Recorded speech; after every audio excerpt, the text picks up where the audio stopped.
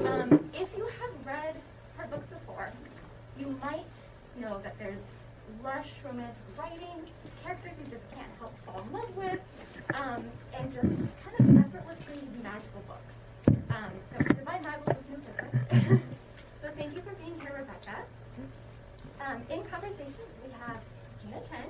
You might, if you are a Mysterious Galaxy regular, you might already know her. If not, I have a feeling that you will probably want to go buy this book immediately after hearing her talk. Lush fairy tale writing. It's one that you just definitely don't want to miss. So thank you both so much for being here, and let's give our authors a round of applause. I'm so excited to have you here with us. It's your first time here in San Diego, right? It is my first time, so I'm super excited. This is my last tour stop as well, so I can think of like no better place to be than like right here with Mysterious Galaxy in San Diego with all of y'all. So thank you so much for coming. And I haven't done a weekend event here, actually, but you will be out early enough to enjoy some of these like San Diego delights. So if you have any recommendations, you should tell her afterwards. Because I always say that there's nothing to do in San Diego, which is not a very good recommendation for a tourist here. So why don't you start out by pitching Divine Rivals, because you have so many books in your repertoire. So yeah, what's your latest? So like the elevator pitch for this book is two rival journalists who fall in love through letters. It is You've Got Mail meets Lovely War, so it's like in a fantastical World War I inspired fantasy setting. But the longer pitch is Iris has a brother who's missing at war, and so by day she is competing for this columnist position at the newspaper. And she's up against this very cold, handsome rival named Roman Kit, who she can't stand. So by day, she's like trying to outright him at the newspaper. But by night, she goes home and she writes letters to her brother because she's worried about him. She doesn't know what happened to him. And she uses this typewriter that her grandmother gave her. So she'll type a letter to her brother, and then she'll slip it underneath her wardrobe door. And she realized that the letters began to vanish when she slips them under the door. So she thinks there's some magic at play where her letters are being delivered to her brother somehow on the front. Little does she know that they're actually being delivered to Roman Kit. So Roman has been like reading her letters. And so one night he decides to anonymously write her back, and it kind of sets off this chain of events. And when Iris decides to go to the war front to see if she can find her brother, but also report on the war, Roman decides to follow her. So it's my most romantic YA to date, so I like to go ahead and open with that. So yeah. Yeah, there are so many layers to the story because it's there's a war story, there's a story about gods, but then there's also a romance, and it's also a very there's a quiet like story about her wanting Iris wanting to ascend in her career. So there's like so many layers to this, and it's I think like a largely character focused driven story. That's the focus here, which I also really like. So there's like a ton of layers to this story. So how did it actually start out? Did you like? What was the first seed of inspiration, and did it just grow from there? Yeah, so it has a kind of interesting backstory. So in 2020, I was revising River Enchanted and Dreams Lie Beneath, and like I was going month after month without producing anything new, which is somewhat unusual for me because I love drafting, so I typically always like to be working on something. And I just realized, like, again, like, the months were going by, and I'm like, I have, like, no ideas, like, no new ideas, like, I feel completely empty, and I think I really was just overwhelmed by the pandemic and, like, what was happening in the world. I just felt, I don't know, I'm an Enneagram 4, so I was, like, feeling a lot of things, and for those of you who don't know what the Enneagram is, it's like a personality test, and so I just remember it was, like, November, so I'd almost gone, like, a full month without writing anything new. And I was like, all right, like I'm going to sit down, I'm going to get a new journal open, and I'm going to start just writing random things in this journal. And a lot of my books have actually started in brainstorming journals that way, right? To start writing things down, like forcing myself to kind of think outside the box. And so I wrote this line down, and it was, girl writes letters to her missing brother and the boy who reads them. And I was like, oh, what's this? You know, You've Got Mail and The Shop Around the Corner, like two of my favorite films. So I knew, like, I was like, one day I will write a story where two people who don't like each other in real life fall in love through letters. And so when I wrote that line, I was like so intrigued by it. I was like, okay, I think I have like a kernel of something here. Like, how can I make it grow? And with my stories, typically, like, I will see a character like in a situation, and it's like very striking, and I have to start asking questions like, who are you? Where are you? Like, what do you want? Where are you going? Like, what's going on in this world? So I started asking those questions, but I was like, you know what? I think I just need to sit down and start writing. And so Literally, like, the first chapter never changed, so I saw, like, Iris kind of, like, running to the Oath Gazette, and it was raining, and she has, like, a broken high heel, and she's, like, the lift's broken, so she has to take the stairs, and she's trying to get there before Roman gets to work. So she kind of comes into the office, and his desk is empty. She's like, oh, I beat him. And then she turns, and she sees him at the bulletin board, and he has, like, the last assignment. He's kind of like this. So I saw them, like, very clearly, like, right off the bat. And so I'm just, like, discovering as I'm, like, writing, and I, like, could feel that spark. I don't know if you have felt that, too, like, when you're working on something, and you just, like, know, like, okay, like, I have everything that I need to, like, write a full-length novel. Because sometimes you have ideas and they fizzle out. Like, I've had that happen to me a lot, too, but, like, I knew I had something here. So, and again, like, I was just, like, discovering as I was going. I'm very much, like what George R. R. Martin says, you're either, like, a gardener or an architect. I'm definitely a gardener, so I'm, like, in the soil, like, digging ideas up out of the soil as I'm going. And so I got about to chapter 24. First of all, has anyone here read the book yet? Okay, so I have a few people who have read it already, okay. So I made it chapter 24, and this was, like, December, and I got COVID. And so I had, like, really bad headaches. I did not feel well, and so I was like, I can't write anymore. So I, like, just shut my laptop down. It's like, I'll just have to wait till I get over this. And so chapter 24, it's, like, a very, like, hold on. So the chapter 25, like, was, like, it's a big pivotal moment. It's called Collision. It's, like, my favorite chapter I've ever written. So I hadn't written that chapter yet. Like, I thankfully, passed back a stop, like, right at chapter 24. And so, like, a month went by, and I still wasn't feeling all that great. I think it was just, like, I felt, like, very blah. Well, it's COVID. It is. So but even, like, I didn't have the desire to, like, want to write anymore. And it was, like, really, like, just, like, I don't know why I feel this way, because I was, like, loving the story when I was writing it, and now I'm, like, I don't know if I'm ever going to finish it. So I was like, okay, just sit down and open the laptop and just start typing and see what happens. So thankfully, it was, like, chapter 25, Collision. It was, like, the perfect chapter to kind of pull me back into the story. And so once I got going again, like, I finished it really quickly. And so, yeah, it's my COVID book. So I think that's another reason why, like, I just kind of wrote what I needed to read at the moment. I think a lot of people, I think one of the most common questions I see people ask is, how do you actually finish a book? Because that kind of divides most writers into, that's what separates them from the publishing, if that's what they want to do. And I always think it is like that desire to either write a scene, or there's a specific idea that you want to write so much that you will, in fact, write an entire novel about it just to it's get it out like there. dangling the carrot in front of a horse type of deal. Yeah, I was like, I want to write that scene. Yeah. And I love that you mentioned, like, you've the shop around the corner and you've gotten out, because that is literally my favorite, like, hands down, my favorite rom-com like ever. So good. One day I will write a story about it. Like, that's how much I love it. It's like, definitely one day I too will write a shop around the corner story. I don't know what it's gonna look like, but it's in my bones. I'm already excited for it. I'm also excited for it, but I haven't found, like, the perfect, like, way to encapsulate it yet. I'm so glad that you have. So this is your COVID book, but you're generally a discovery writer. So was there anything, like, particularly different with this novel, or was it just kind of like the same process you've had, but maybe a little bit different because you had to do it during COVID times? Yeah, it was pretty similar to my typical writing style. I will say, like, I thought it was going to be a standalone, like, when I was beginning. I think that was the goal, like, just write standalone or whatever. And then when I got about halfway, like, I could see how the ending needed to go, and I was like, oh, I'm going to need another book, you know. And if you read the ending, like, don't kill me, please. It does end on a cliffhanger. I am sorry, not sorry. But, so yeah, I'm trying to forget the question. What were you? Because I started thinking about the sequel. Oh no! I was just wondering if you had anything, like, particularly special with this book, because you've written 7. You said. I think. Yeah, this is my 7th book, which is really hard to believe. But no, it's very similar. So I saw. That's right. I remember what I was talking about.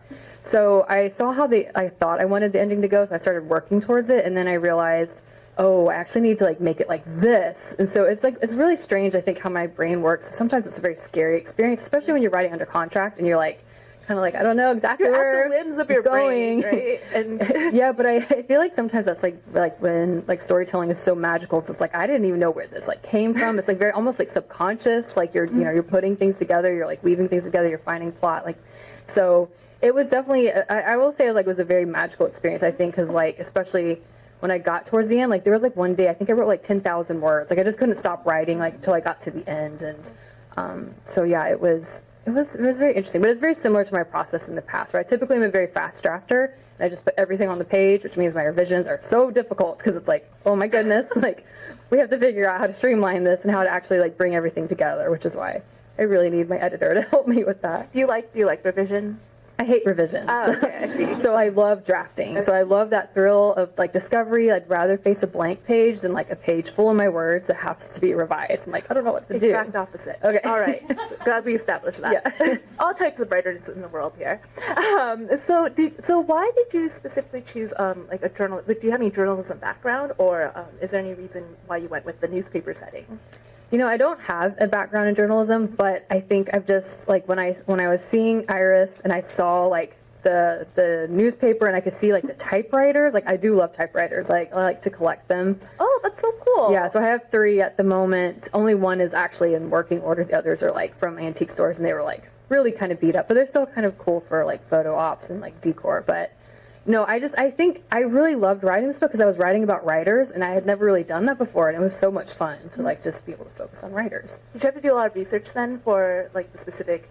I don't know if you're aiming for like a specific era, like maybe like the 40s. Yeah, so it is inspired by World War I, so that's like the era I was going for. I did do like a lot of research, like what were they wearing, like what types of food did they eat. This is gonna sound silly, but it is kind of set in like an alternate Britain, so it's like, you know, in America we say like suspenders and they would say bracers, so like trying to make sure like I was using the correct words. And there was one time I think I did call Iris a sweater instead of a jumper, because like I just wanted to say sweater. So like I know it's like, I know this is like the American way of saying it and other things, but they always have like their words like snog. Like we don't have a word like snog, and it's just like so much fun. It's like I'm gonna have to use the word snog. Yeah, it's really fun. Did your UK publisher say anything about it? No, they did. Like obviously, I was like, if I did something wrong, please let me know. But like, they don't even know you're from like Georgia. Well, no, I think they definitely do know that. But yeah, no, they never said anything like, Rebecca, you're not using this word correctly or whatever. All right. So I also love like writing stories about stories or writers. Mm-hmm. Did you feel like you had to do anything different to write the letters? Because there's a lot of letters exchanged in this story. The way that maybe Iris and Roman write their letters, like the voice is a little different in them too. So did you go about that process in a specific way?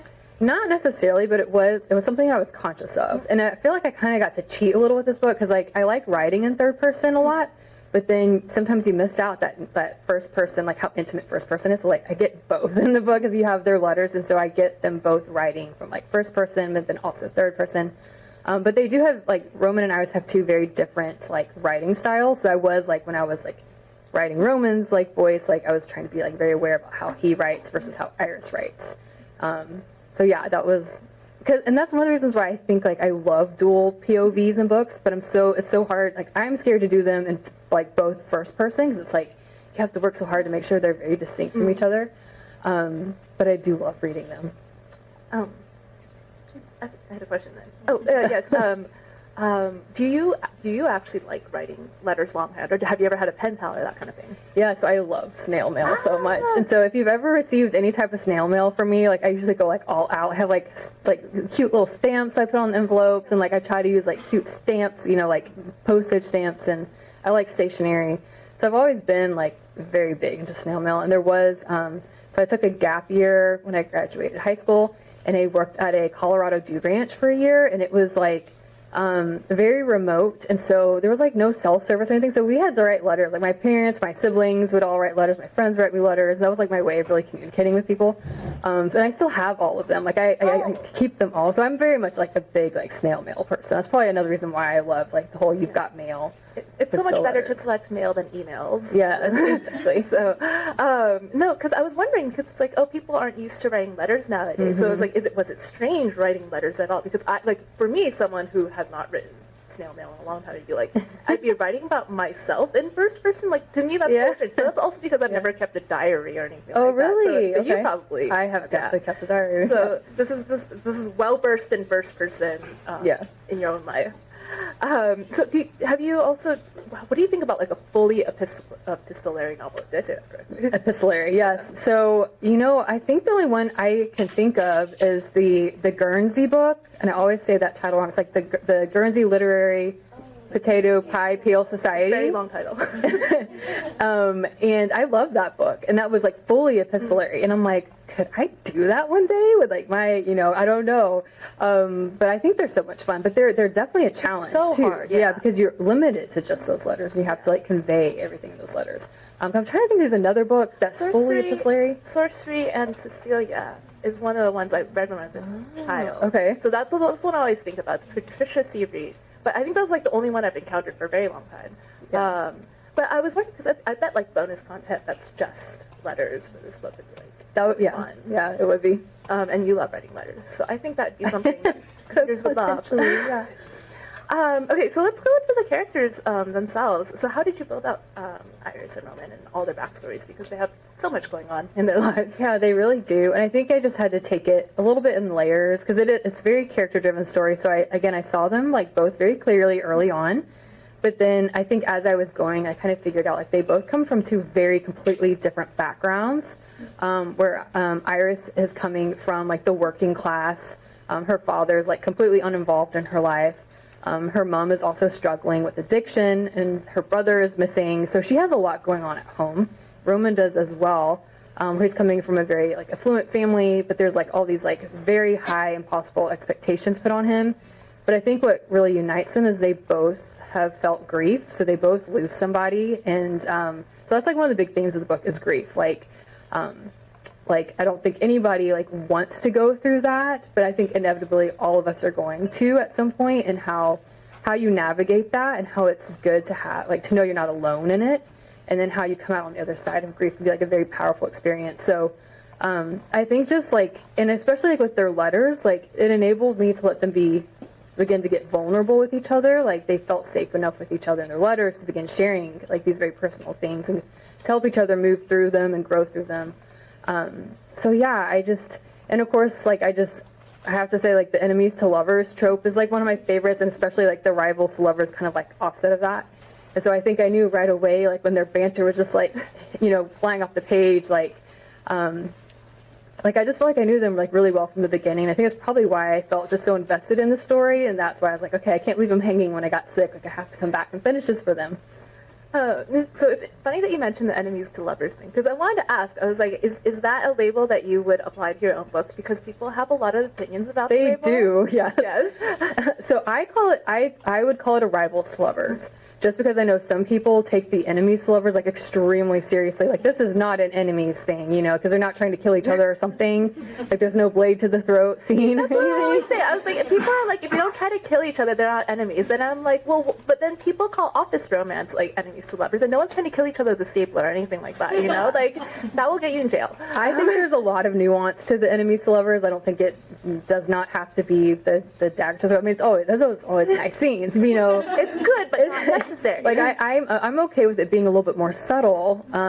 So some people do call it enemies. I just go ahead and say rivals. I don't want to accidentally mislead someone and be like, I thought this was going to be enemies. Like people they hate each other, because they definitely don't like each other, but they're not like trying to kill each other in this book.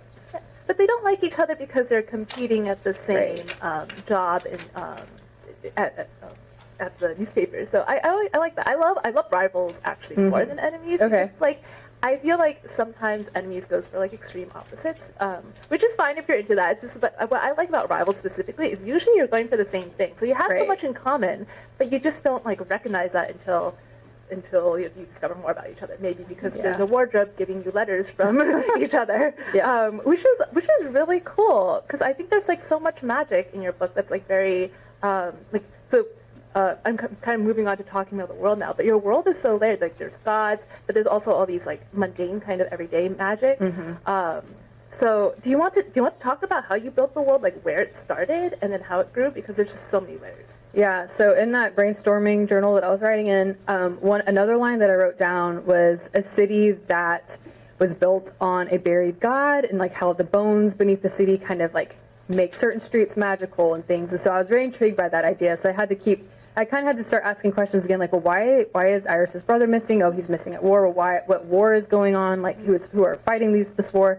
And so I just kind of like kept asking these questions. I was like, well, what if like I brought gods into the mix, and like kind of contrasting the immortal with the mortal, and like, what would that be like? And like, okay, well, what if the gods were like, there were 5 that were buried, and what if 2 of them rose back up and started creating havoc because they have this past history with each other, kind of like a Persephone's and Hades type of deal. So it came in layers. So again, because this was like very character driven, I think my first draft, I was like very focused on like nailing those emotional beats between the characters and trying to figuring out the plot. And then when I was going back through revisions, I like had to keep asking myself questions. This is like the thing, like, I don't know if this happened to you, but like your editor will be reading and they'll make a note like, okay, but why? And I'm like, I don't know. Like, I don't know why. Cool. How is this happening? I don't know, you know? Bones, right? That's so cool. Why? Because it's cool. Yeah, so you have to keep, like, you kind of have to answer stuff and, like, make it make sense. And this book kind of is, like, a weird mashup of stuff. Like, I just kind of brought all these things together that I was very interested in. Like, can I weave this together and make it, like, a novel that actually, feels different and fresh, but still also has, like, this very familiar feel to it. But I've always really enjoyed like writing my own mythology for my stories. So like Sisters of Sword and Song, I wrote like a bunch of mythology, and like some of it never even made it to the page, but I used it as like bonus content for my street team. So like my street team got to at least read the myths that I wrote. But I've always like really enjoyed doing that type of stuff. So I think it just kind of like bled into this drafting. Did it all start when you like started drafting in your journal, or did you bring in old ideas that you wanted to sort of like, I don't know, give fresh life to it? Trying to think. I think it was mainly just like, the journal really helped me figure out. Like I would like sit there with the pages and like ask myself questions, like find answers. But like for instance, like the wardrobe doors, like that's definitely kind of a nod to my love of The Lion, the Witch, and the Wardrobe when I was a kid. And we had like this like weird closet in our house that we opened the closet and there's like a step into the closet. And I would like go and sit like on that step, like thinking I could get to Narnia as a child. Yeah. So I think that's another thing, just like the childhood nostalgia, like coming in, like what if I could make like a wardrobe door, like feel like a magical thing, or a doorway in general, like you're opening, you're passing over a threshold, like kind of drawing on the magic of like going from one place to another. Yeah. No, I love everyday magic because that's I feel like that's what you yearn for as a kid, right? You look around, you're like, well, maybe this time something will happen once you turn the corner, right? And I love bringing that feeling back in stories. I think another just a generally big part of this book is the fact that it is a story about war. And was it always like that, or did it come about through the characters? Yeah, I think so. So when I saw like the time setting, like the early 1900s, and I knew her brother was missing at the war, I could see the trench warfare. So I knew kind of like a sense like this is like a World War I. I'll also say like one of my influences was Julie Berry's Lovely War. That book absolutely wrecked me. If you haven't read it, it's absolutely stunning and beautiful. And it is a World War I historical fiction, but she brings in like this very like magical feeling because the Greek gods are actually like narrating the whole thing. So it's like this really amazing like mix of seeing like kind of this epic, immortal, magical with like contrasting it with like the horrors of World War I and how awful it was. But also I think, with writing about war, like I didn't want to gloss over it because there are scenes in this book where Iris and Roman are on the front, they're on the front lines, and they see a bombardment happen, and it's like it's a very difficult thing. It was hard to write, and I did a lot of research as far as like what were the trenches like in World War I, and they were like they were awful. To be honest. And so, I wanted to stay true to like what it would have felt like, and not necessarily gloss over it, but still being respectful because it is a young adult novel. But yeah, like I think I was just really moved by like, a couple like things that I read about World War I, and I also watched this film called Testament of Youth, which it's a really good film. And it's based on a true story, and that's probably why it like made me cry like the whole time, because it's about a young woman and like all the people that she loses in her life to the war. And so I highly recommend it, but you definitely want to have a tissue when you watch that. And I also really recommend 1917. I don't know if anyone's watched that film, but it's very striking how they filmed it, because so these two young soldiers have to carry like a very important message like across like a certain amount of distance. So they're like going down to the trenches. And the director, like with the camera just follows them, and it's like this one really long, continuous take. And you don't realize, like, how that makes you almost like get tense, because like there hasn't been like a camera break. This is like one very long, continuous take. And finally there's a break, and then like they do it again. So it's like, I don't know, it's just the way they filmed it. It's very atmospheric, very striking. So I mentioned that in my acknowledgments as well, those two films, if anyone's interested. But yeah, I'm kind of rambling. But no, I did like some research, and I just felt very drawn to like World War I, I think because of the trench warfare.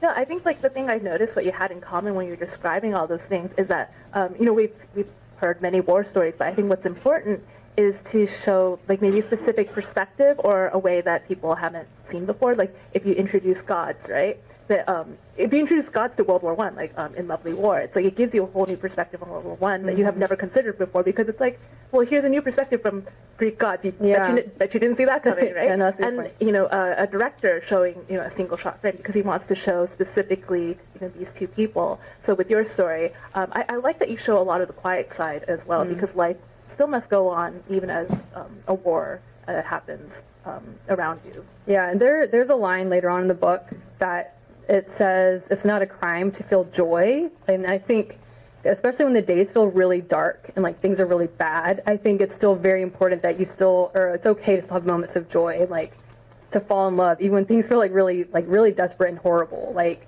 so kind of like having like the hope and the balance between all of that, I think was really important to me as well. Yeah, and this is also a book about like healing and that kind of catharsis. So I really like that as well. Yeah. I want to talk more about the shop around the corner of it all now. Okay. Yeah. So wait. So have you seen all the adaptations, or do you have a favorite one? So I remember watching. What is the actor's name in the black and white one?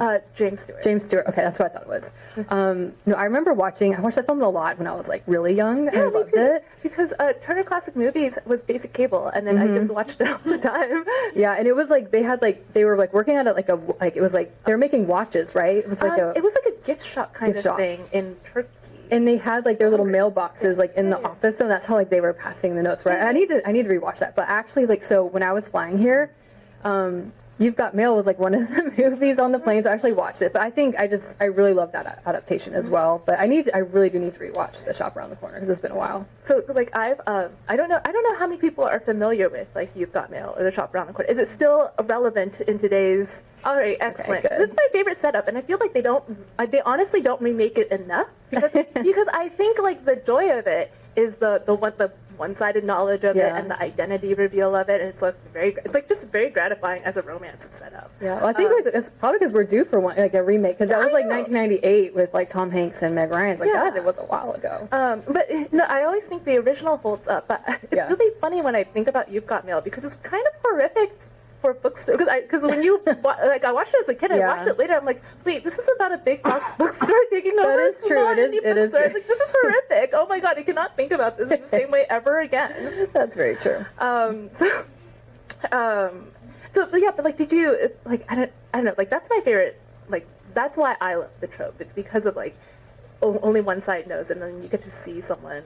Yeah, like the secret identity kind of. Yeah. Is that like your favorite? Do you have like any other favorite aspects of it? Yeah, definitely love the secret identity. So that was something like very fun to write when I was like leading up to the moment where I knew like Iris was going to find out, like how is that going to go down, like how is she going to feel about this. But yeah, no, I also really love just like I think just like the forced proximity, of course having the letters involved since I'm such a snail mail type of person. But yeah, there's just like a lot of built-in tension with that type of storytelling. Yeah, more. Like, whoever's listening, that's like, more of these stories, please. And like, until I get to write one myself. So what was for you the most indulgent part about writing this story, you think? There are definitely a few chapters that I just really, really enjoyed writing. And I named my chapters in this book, and I hadn't done that since like the Queen's Rising Resistance. I had so much fun like naming the chapters.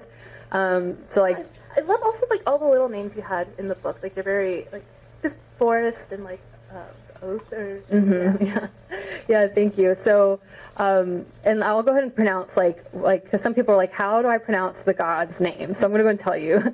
So it's Enva, and then it's Dacre. So some people are like, is it Dacre? And like, I'm Southern, so it's like acre with a D, so it's Dacre. Good thing I did not say, because I was like, you can say it however you want. I was like, Dacre? And I was like, I already forgot what it was. It's okay. And that, but you should make a glossary. People always ask for glossaries, actually. They're like, how do you pronounce this? I'm like, I'm not sure. That's between me and my audiobook narrator. Right? Yeah. But you love writing chapter 25. Yeah. Collision. There are a few others, like A Sandwich with an Old Soul was another favorite of mine, because that's like when it's in part 1, so it's pretty early on. But it's like when a turning point starts to happen, because they share a sandwich on a park bench with each other, and there's like a vulnerable moment between them. So it's like, oh, you can start to see like you know, things are changing a little bit. I also really loved 7 Minutes Late. That chapter, I loved it. I mean, that just like flowed out of me perfect. Like I hardly did have to do any edits to it. And then The Hill That Almost Bested Iris. I think those are like some of my favorite chapters. And some of you are like, yeah, I know those chapters. Some of you guys are like, I don't know what you're talking about. But I think that's like really the sign of it. It's like when you perfectly see it in your head, and it feels like nothing to write it. Like, it's like that's the perfect feeling. Yeah. Do you have? I know you have like a playlist for this book. Do you want to share some of the perfect songs? I feel like this book would go really well with certain songs. Yes, I do have a playlist. So I make playlists for all my books, and so you can find them on my Spotify. But I really loved the Atonement soundtrack. So there's like typewriter like sounds in some of those songs. It was like perfect for this book. I also listened a lot to 1917 soundtrack, and then there's a song from Dunkirk, and it's called Supermarine. It's like an 8-minute long song, and it's like a very intense song. And but I would listen to it when I was driving because I'd be thinking about this book. I'd listen to it while I was like cleaning the house, and I was like seeing how like the end is going to play out. So that was a song I listened to on repeat, like when I was writing like the climax and everything. And you know how like Spotify does like Spotify Wrapped for you at the end of the year, and so like that song like completely took over like my Spotify Wrapped. It was like my top song, and I listened to it like 600 and something times. No, this is so embarrassing. But it's also like that song is just so important to the book, especially like the last 2 minutes. So if you want to listen to it, just listen to the last 2 minutes, and it's just like very intense. But yeah, there's like I like to listen to more like soundtrack classical type music. Every now and then I'll have like a song with lyrics that I put in there as well, but sometimes the lyrics distract me. But I just really love like classical music. So I love how it's like everything that you described. It's like very directly. It's like, oh, this is a fantasy romance set in like the World War I era. Have you ever considered writing this like strictly as a historical fiction, or was it always like a fantasy for you? It was always a fantasy. I will say, like sometimes people ask me, oh, if you wrote another genre, what would it be? And sometimes I think about historical fiction, but I think I would have to really know exactly like what like time period I would want to do, and I'd have to do so much research, and I'm worried I would get like lost in the research. Like I might spend years just researching instead of writing. So that's why I really like fantasy, because I like to do a little bit of research. You can research a little bit, and then I can just go with it. Like let my imagination take over the rest. But you still ended up doing a lot of like research. I did. Yeah. I still did. Yeah, but it was like the fun amount. Like I was like really enjoying it. It didn't like keep me from actually writing. Should I ask for questions from the audience or online? Does anyone have any questions they would like to ask Rebecca or Gina right now? Yes. Hi. What books are you reading right now? You want to repeat it? So the question was, what books am I reading right now? And I just finished A Multitude of Dreams by Mara Rutherford. I finished it on the plane. It's really good. It's like a retelling of Edgar Allan Poe. So it's like kind of sinister, gothic, romantic. That comes out, I think, in September. I just read Morgan Is My Name by Sophie Keach. And that book, like, I sat down to read it and I couldn't stop reading, so I read it in like a day. And it is like a Morgan Le Fay retelling from Morgan's point of view. So it's like a what is it called? It's like the villain origin story, but told from her words, and it's beautifully written, and it's a trilogy. So like I read the first book and I was like, oh my goodness, I'm going to stalk her now to figure out like when is the second book coming, because I want to read it so bad. So it's very good. I think that comes out in June. And then on my Kindle that I'm going to read tomorrow on the plane ride home, is Kristen Ciccarelli's next book, and I think she just changed the title. It was The Crimson Moth, and now it is Heartless Hunter, and I'm like super excited about that one. I think that comes out next February, so I have like a lot of books that are like forthcoming. Oh, so exciting. Also, these titles are amazing. I know. Any other questions? Oh yeah, what are you reading? No, I was like, because I can't be, like, right now I'm thinking, I was like, what have I been doing? It's like, I've been actually binging are K-dramas, because I haven't had, like, a ton. I haven't, like, I feel like I didn't catch up on I didn't watch them during, like, the COVID time when everyone else was watching them, and now I started watching them. I finished Hospital Playlist. That was, like, last, because I was watching that with my fiance. I really need to read Megan Whalen Turner's short story collection. I have like the special album crate edition. I have been like needing to read it. Yeah, Ooh, it's very pretty, and it's like my favorite series ever. I reread Midnight Strikes by Zeba Shanaz, which I did her event on the East Coast. She's a very close friend of mine, and it's like you will see my blurb on it. It is like if Cinderella was Final Girl and she was stuck in a time loop where there are explosions and she has to relive the same day over and over until she can save everyone, if she can. So please pick it up. So good. It's a standalone, and yeah, it's just like a really thrilling and romantic book, and book of my heart, because we wrote it like kind of side by side ish. Oh, I love that. I don't actually remember the exact timeline, but it was like we've had like a very long writing journey together. I'm like so excited. Like you will see. I feel like if you like read our books, you will see each other in our actual books, because that's how closely we wrote. So, That is so cool. Yeah. Yes. What are you working on next? Okay, so the question is, what am I working on next? So I'm working on the sequel for this book. The sequel is called Ruthless Vows, and it's on schedule to publish a year from now, like if we stay on track. It's very long, so I submitted the first draft was like 142,000 words, and just to contrast, like this book is like 106,000 words. My editor's like, we're gonna need to cut some things out. So I'm like currently revising that book. So, but hopefully there will be some early like copies for readers to read. Especially, I know when you read arcs of books, and it feels like you have to wait extra long, like, so you have to wait for the book to actually come out, and then you have to like wait for the sequel. So I know it's hard when you read arcs. There's a cliffhanger. So. But hopefully I'll have like more like the cover and like the synopsis to announce soon about the sequel. You know if you're gonna get similar arcs and like I guess for the sequel, because sometimes you don't get them for sequel. Yeah, so they're gonna be galleys, so they won't be as like beautiful as like with this arc they like went all out and made it like really nice, and it'll just be like more of like it'll still be pretty, but it's not gonna be as like fancy as the arc for this one was. But there will be printed copies circulating. I know people love to collect them. From our virtual audience, was there anything that you had to cut from this book, speaking of you had to cut stuff, that you wish you were able to keep in, and I guess without spoilers for books? That's a good question. So there was a scene with when Iris goes to the war front and she's in the infirmary, she meets a soldier who was wounded named Prairie, and so she kind of strikes up a friendship with Prairie, and I had so many more scenes between them, like a budding friendship. And unfortunately, I think it was just kind of making the middle like drag a little bit. And my friend Isabel, she's my critique partner, Isabel Ibanez, who's also a YA author, and she was like, I don't think you necessarily like need to have this in here. Like it's beautiful, but I don't think you need it. And I was like, oh, having to cut that away, it was kind of hard. But the other interesting thing about this book was that it originally was written just in Iris's point of view, and I did not have Roman's point of view in the first draft.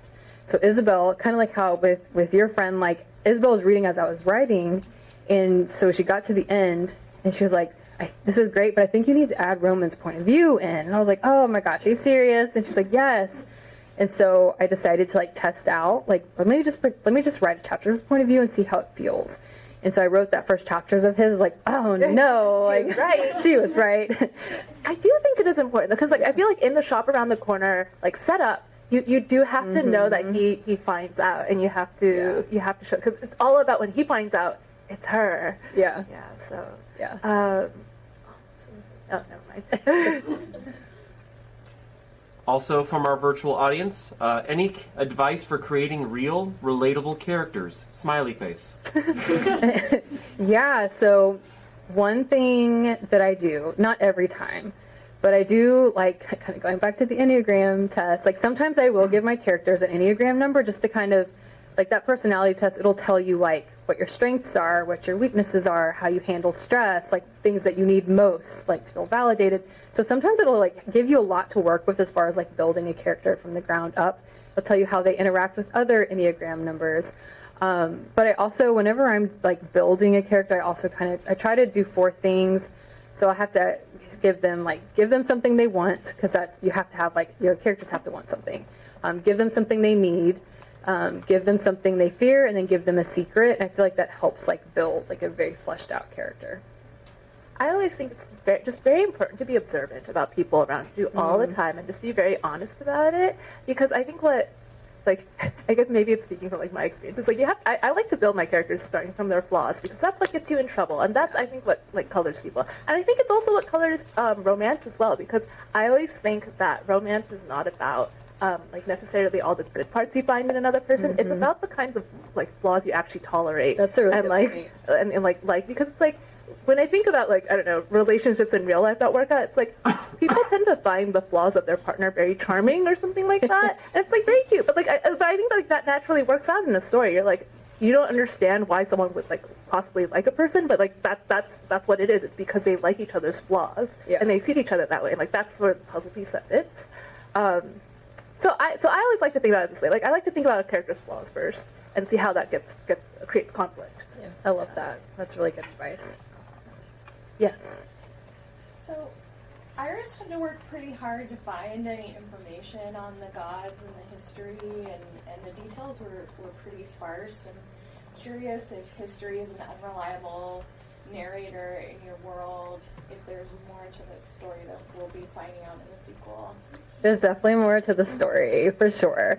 I did want to make it as if, like, Iris and the reader are kind of discovering things alongside each other, because the knowledge has been very, like, tampered with and very much controlled. And so it is kind of like, well, what is the truth? Like, what is the true history?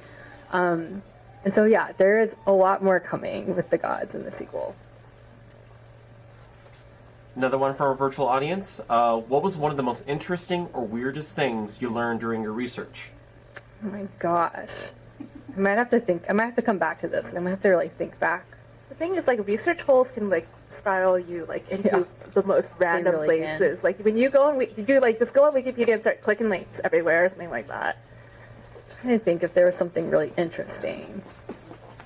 I think also it's just like as you build a book, right? It changes so much that you don't exactly remember where it came from, whether it came from something in like real history or something that just came in your brain. Yeah, and thinking back, it was like 2020 and 2021. It's like I have to think back to like what are all my notes and like things that I gathered. I do remember that I had to, like, I remember like I needed to figure out how like the army was like organized. It's like kind of confusing. I was like, okay, I need to know like what are the ranks and like how many people are in a platoon and like how many people are in a brigade. It's like I had to like almost like make a graph so I could actually like visually see like the ranks of the army, and that was super helpful. But I remember I was like asking my husband all these questions, and he's like, I don't really know. He's somewhat of a history buff, and he knows a lot about like World War I.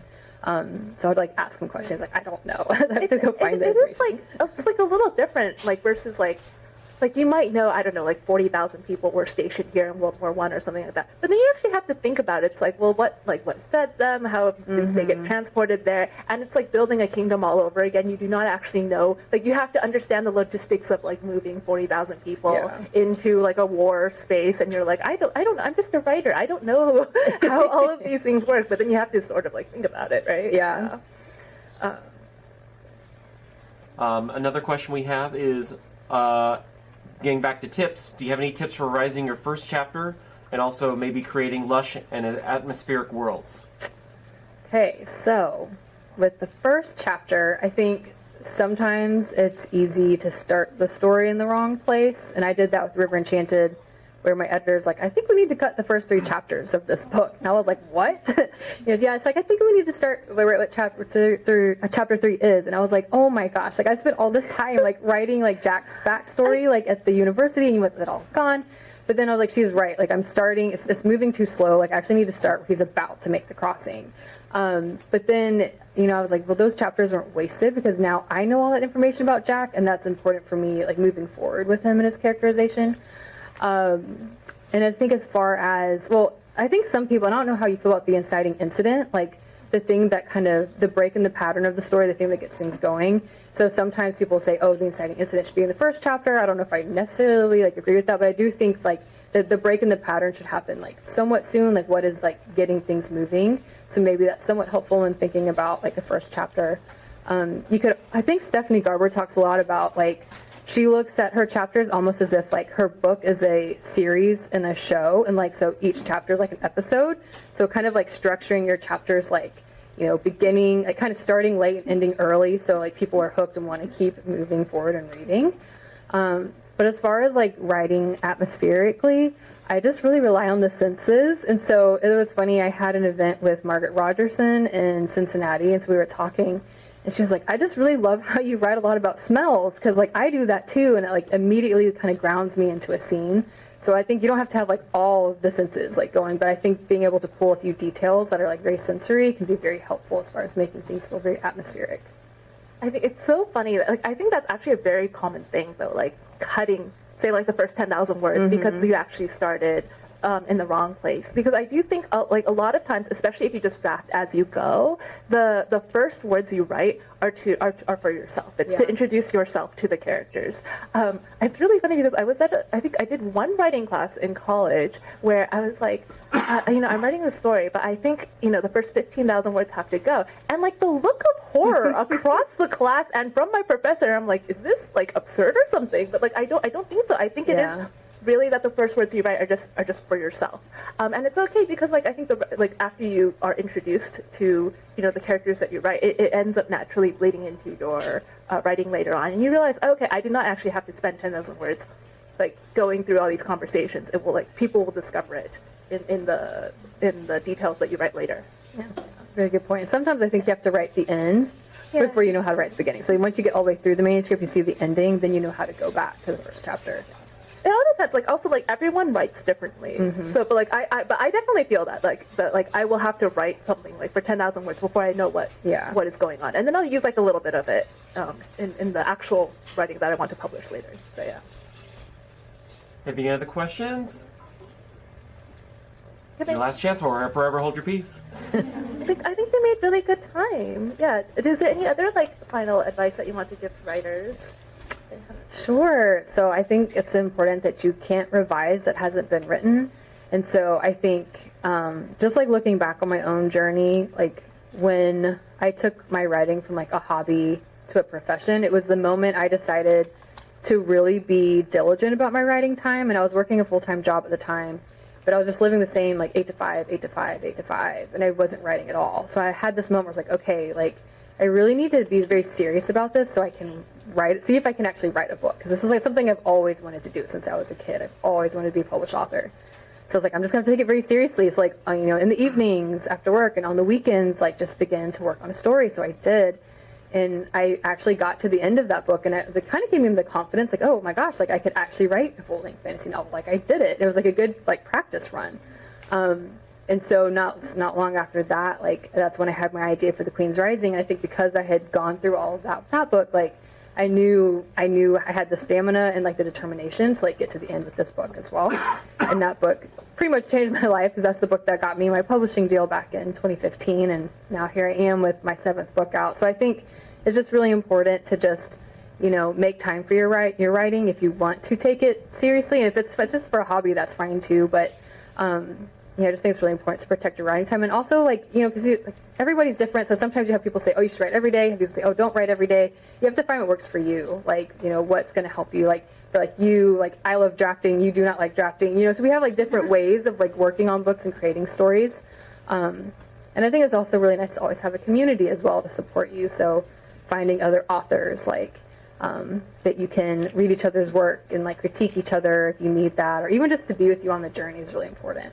I feel like creating a story is a pretty insane, like, kind of thing to do, because you're like a small god. So yeah. Yeah. I had a quick question, because I heard you say, I've always wanted to do this. I wanted to see my book published. What was the advantage for you publishing through a publisher versus doing it indie publishing? Yeah. So I knew pretty early on when I wrote The Queen's Rising that I wanted to do a traditional publisher, because like I really didn't know anything about independent publishing, and it is really hard. Like I was like, I don't have the skill set. I don't know the people like I could actually like hire to do stuff. Like I really didn't know anything. I didn't even really know that much about traditional publishing, like how it all worked. I just knew like I want to partner with a publisher. So it was important that I did a lot of research. It's like how do I make this happen? And like one of the first things you have to have is an agent. So you kind of have to like, okay, well, so how do I get an agent? So I just did a lot of research on agents and was like made a list of agents that represented young adult fantasy who I thought might be a good fit for me, and I kind of looked at the other books that their clients had published and not necessarily stalk them, but I tried to find find as much about them as I could, just because you have heard like no agent's better than a bad agent. So you want to be really careful like who you're querying, and so then you got to know how to like write a query, and that's like almost as hard as writing a book, because it's like you're pitching your book in like 200 words to an agent. And they get so many of them a week. Sometimes, like, if the first line doesn't hook their attention, they don't even read the rest of the query. So it was definitely, like, a process and a long journey. And I don't know, Gina, what your process was like or your journey. But probably somewhat similar, like getting an agent and getting a publishing deal. But I just knew, again, it's probably just I didn't know much at all about independent publishing, and I have like so much respect for indie authors because it is like a lot of work to do that on their own. And I think for like self-publishing or independent publishing, like you pretty much have to be as much of a business person as you are a writer. So if you are not that kind of person, you probably can't do indie publishing. And some people are like exactly that kind of person. So it's like so many props to them. Yeah. So when you publish, do you retain your intellectual property, or is it something that you share with the publisher? And do they have like a certain amount of time before it returns back to you? How does that work? so it's copyrighted to us. So I actually write under an LLC. I don't know what you No, it's just me. okay. Yeah, Same so thing, I did an though. LLC. It's just like some tax things. Yeah. But yeah, no, it's it's our intellectual property for sure. All right. I think that was a great question right there. Congratulations. All right, everyone, let's give another round of applause for Rebecca.